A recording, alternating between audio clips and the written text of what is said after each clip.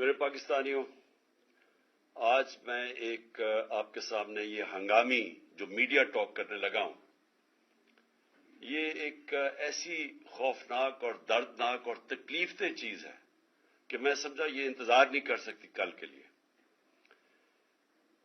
میرے ساتھ جاوید علی بیٹھے ہوئے ہیں، ایک طرف عثمان ڈار جو ہمارے سیالکوٹ کے پریزیڈنٹ ہیں۔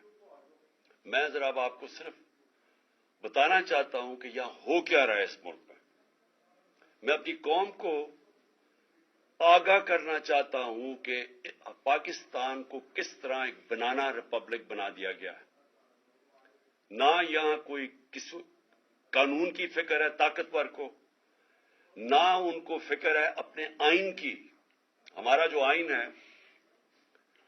اس کا آرٹیکل 14 وہ واضح طور پہ کہتا ہے کہ ہر انسان کی عزت کی حفاظت کی جائے گی، ہر انسان کی ڈگنیٹی کو پروٹیکٹ کیا جائے گا۔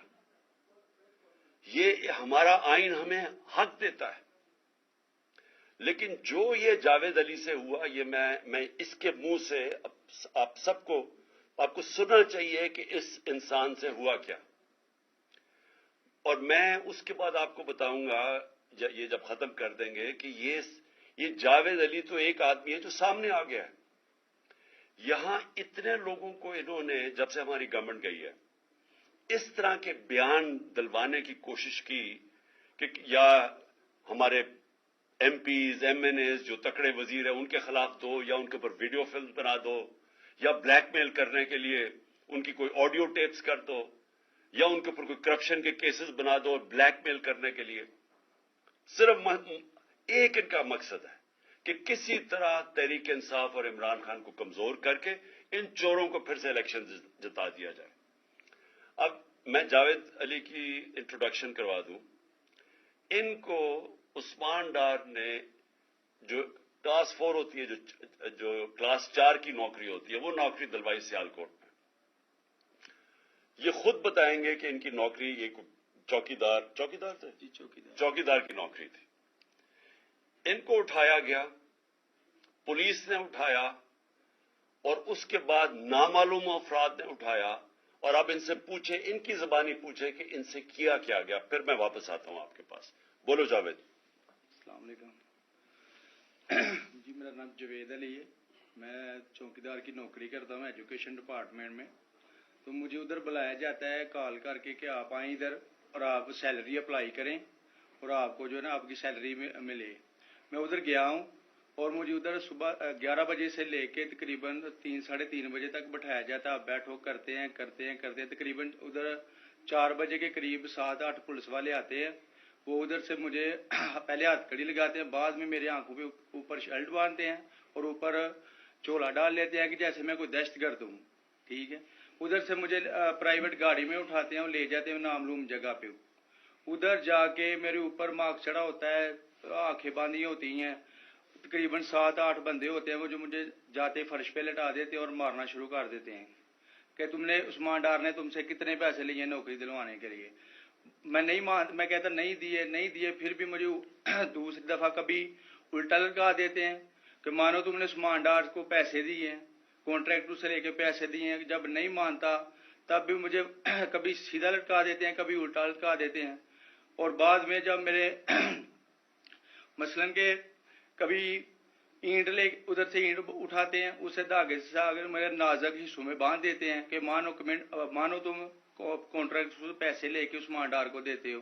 کپڑے اتارتے ہیں، بتاؤ۔ بعد میں مجھے ننگا کرتے ہیں، کپڑے اتار کے ادھر فرش پہ بٹھا دیتے ہیں کہ مانو تم نے عثمان ڈار کو پیسے دیے ہیں۔ جب نہیں مانتا تو پھر ادھر سے کہتے ہیں کہ ڈالا بھیجو، اس کی بیوی کو اٹھاؤ، اس کے بچے کو اٹھاؤ اور ادھر اس کو لا کر اس کو برہنہ کرو، اس کی ویڈیو بناؤ، فیس بک پہ ڈالو اور بلیک میل کرو۔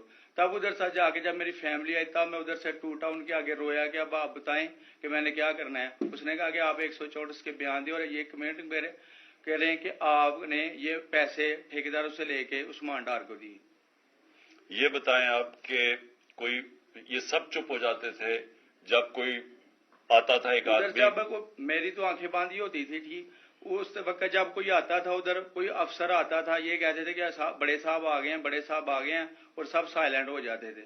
جب وہ آتا تھا سب سائلنٹ تھا. اب ٹھیک ہے لگے رہو کرتے جاؤ لگے رہو. یہ بات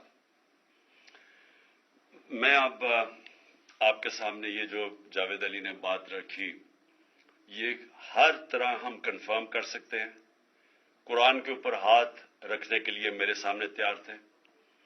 یہ عثمان ڈار کو پھنسانے کے لیے, اس کو کرپشن کیسز میں لانے کے لیے, یہ ساری چیز یہ جو اس سے 164 کا بیان دلوایا گیا اور پھر بیوی بچوں کو ساتھ والے کمرے میں لا کے ان کو کہا کہ اس کو ننگا کریں گے. یہ سیدھی بات بتائے, بیوی کو کہا کہ اس کو ننگا کر کے اس کی تصویریں بنائیں گے اور پھر فیس بک پہ چلائیں گے. میں آج اپنی بڑے رسپیکٹ سے میں اپنی عدلیہ سے, میں اپنی چیف جسٹس صاحب سے کہنا چاہتا ہوں کہ دیکھیں, میں اب سے نہیں, جب سے ہماری حکومت گئی ہے میں تب سے کہتا رہا ہوں کہ ہمارے بنیادی حقوق کی حفاظت کون کرے گا. شہباز گل کو اٹھایا, اس کو ٹارچر کیا گیا, اس کو ننگا کیا گیا, اس کو لٹکایا گیا اوپر, اس کو مارا گیا. اس سے بیان دلوا رہے تھے کہ عمران خان کے خلاف سٹیٹمنٹ دو, جو اس کو کہہ رہے تھے عثمان ڈار کے خلاف سٹیٹمنٹ دو. اس کو میں تب بھی, میں نے صرف ایک میرے منہ سے نکل گئی اور غصے میں نکل گئی کہ ہم جس جج نے ان کو ریمانڈ دلوایا تھا واپس شہباز گل کو واپس جیل میں, جب وہ ٹارچر ہوا تھا تو میں نے کہا قانونی کارروائی کریں گے. میرے اوپر کنٹیمپٹ نوٹس کیا گیا, لیکن کوئی کسی نے ایک کسٹوڈیل ٹارچر ساری دنیا کے اندر منع ہے, کسٹوڈیل ٹارچر کے اوپر کچھ نہیں ہوا.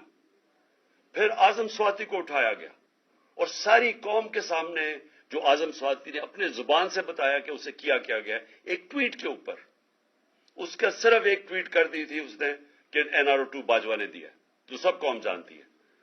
اس کے اوپر جو اس سے کیا گیا, پھر ویڈیو بھیجی گئی اس کی بیوی اور اس کی بیٹی کو. ایسی چیزیں اس ملک کی تاریخ میں کبھی نہیں ہوئی, یا میں تو نہیں کبھی سنی تھی ایسی چیزیں. شاید دہشت گردوں سے ہوتی ہوں, شاید کوئی باہر کے جاسوسوں سے ہوتی ہو, غداروں سے, لیکن اپنے شہریوں کو اس طرح کرنا اس ملک کی تاریخ میں کبھی نہیں ہوا.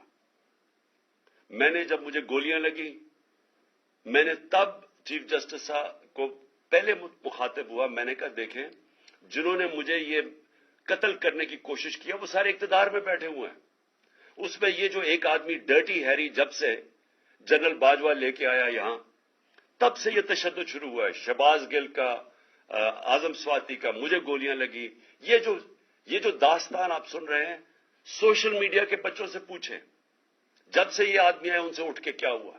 ان کو کم بند کمروں میں کپڑے اتارے گئے, ذلیل کیا گیا. ایک ماں باپ نے مجھے کال کی, انہوں نے کہا ابھی تک ان کا بیٹا نارمل نہیں ہوا. اس سے اوپر اتنا تشدد کیا کہ وہ ابھی تک نارمل نہیں ہوا. اور میں ان کو کہا, جس طرح اس کو جاوید کو کہا میں نے سامنے آؤ, سب ڈرتے ہیں, نامعلوم افراد سے سب ڈرتے ہیں, اور کوئی کسی قسم کی پروٹیکشن کسی کو نہیں ہے, کیونکہ یہ قانون کے اوپر ہے, یہ جو مرضی کر لیں, کوئی ان کو بچانے والا نہیں ہے. کوئی جاوید جیسے انسانوں کو جب یہ کرتے ہیں, اس کو پھر دھمکیاں دی گئی کہ تم نے یہ بتانا کسی کو نہیں ہے, تو ہم یہ کر دیں گے, ہم تمہیں یہ مروا دیں گے. تو یہ اس ملک کی ہمارے پاس تو ایک ہی راستہ ہے, اور مجھے پتا ہے کہ عدلیہ کے اوپر پورا اٹیک ہے یہ مافیا کا. یہ پولیٹیشین نہیں ہے, یہ مافیا ہے جو ٹیپیں بناتا ہے ججز کی, جو ہر قسم کی بلیک میل کرتا ہے. انٹیریئر منسٹر ٹیپ چلا رہا ہے کسی کی, یہ بالکل غیر قانونی چیز ہے. وہ جج کی ٹیپ چلا رہا ہے, وہ اس کی مریم وہ ٹیپ چلا رہی ہے کسی ارشد ملک جج کی, کبھی ثاقب نثار کی ٹیپ چل رہی ہے. یہ کسی مہذب معاشرے میں یہ چیزیں نہیں ہوتی. یہ کنٹرول کے لیے, عدلیہ کو کنٹرول کے لیے صرف یہ سارے حربے استعمال کیے جا رہے ہیں. میں آج اس پلیٹ فارم سے اپنے چیف جسٹس اور اپنی ہائر جوڈیشری کو امید تو صرف آپ سے رہ گئی ہے. اس وقت جو جس طرح کا ظلم کیا جا رہا ہے, یہ نامعلوم افراد جو کر رہے ہیں اس ملک کے ساتھ, اور خاص طور پہ جو ڈرٹی ہیریا ہے, میری ساری انہوں نے یہ کیسے ہو سکتا ہے کہ میری جو ساری جے آئی ٹی کی رپورٹ تھی جو انہوں نے فورینسک ایویڈنس جمع کی ہوئی تھی وہ ساری ختم کر دی ہے. ان 4 آفیسرز کو پھر اوپر بٹھا دیا ہے جن کے اوپر پروسیکیوٹر جنرل نے کہا تھا کہ انہوں نے میری جے آئی ٹی کی ایویڈنس سیبوٹاج کرنے کی کوشش کی. اس نے ٹیررزم کورٹ کو بتایا یہ ان کو واپس لا کے اوپر بٹھا دیا ہے. یعنی اس سے انصاف ملے گا. ساری ایویڈنس ختم کر دی ہے تو ہمیں کدھر جائیں گے ہم. میری ریکویسٹ ہے چیف جسٹس صاحب یہ جاوید علی کی اس کے اوپر سوٹ موٹو ایکشن لیں. پتہ چلائیں کہ یہ کون لوگ ہیں. اور اوپر سے اس نے نامعلوم افراد نے اس نے سنا کہتے ہوئے کہ پولیس کے اوپر سارا الزام لگانا, پولیس کو پنچنگ بیگ بنانا اور کچھ نہ کہنا, نہیں تو ہم تمہیں یہ کر دیں گے, مار دیں گے.